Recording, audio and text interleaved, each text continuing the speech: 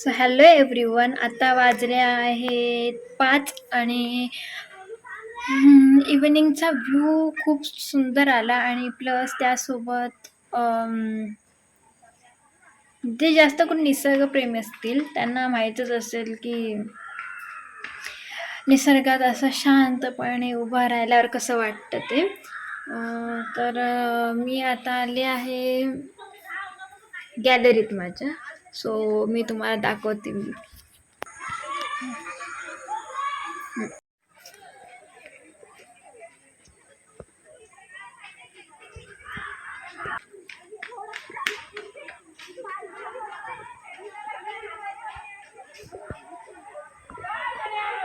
असा सुंदर व्ह्यू दिसलेला आहे. खूप छान वाटते इथं आल्यावर. आणि प्लस आता मी जस्ट आले बाहेरून आणि मला खूप कंटाळा आलेला. सो मी वरती आले गॅलरीमध्ये आणि गॅलरीत बसल्यावर ना असं मन मोकळं वाटतं. असं वाटत नाही आपल्याला की आपण म्हणजे एखादं जरा टेन्शनमध्ये असेल ना आणि जर त्याला असं मस्तपैकी शांत एकट्यात वेळ काढवायचा असेल तर नक्कीच त्याने असं गॅलरीत येऊन बसावं. खूप छान वाटतं.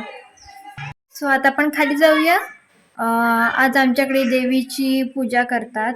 खास करून मार्गशीर्ष जे गुरुवारचे काही जण पाळतात, ज्यामध्ये देवीची पूजा करतात आणि उपवास पण ठेवतात. तर आम्ही पण एक छोटीशी अशी देवीची छान प्रकारे पूजा केली. चला जाऊया. सो मी दाखवते.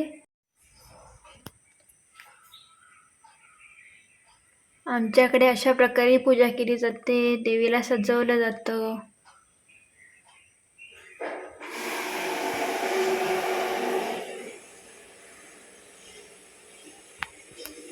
मला माहित नाही प्रत्येकाकडे हे असंच केलं जातं की नाही ते, पण आमच्याकडे असंच केली जाते पूजा देवीची. किंवा काही वेळेला काही जण त्यात मुकुट पण वापरतात देवीचा आणि मग पूजा करतात.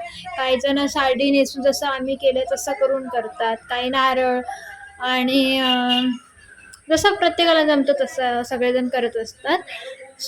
तुम्हाला आम्ही केलेली देवीची पूजा आवडली की नाही नक्की सांगा. आणि आज माझा उपवास आहे, तर आज उपवासाला मम्मीने काय काय केलं हे पण मी दाखवते. चला जाऊया.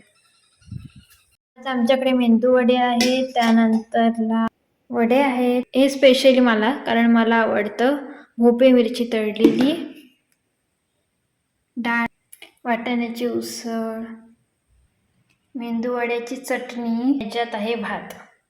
सो मी हा छोटासा व्लॉग केलाय. तर तुम्हाला कसा वाटला आणि तुम्हाला यातला कोणता पार्ट आवडला हे मला नक्की सांगा.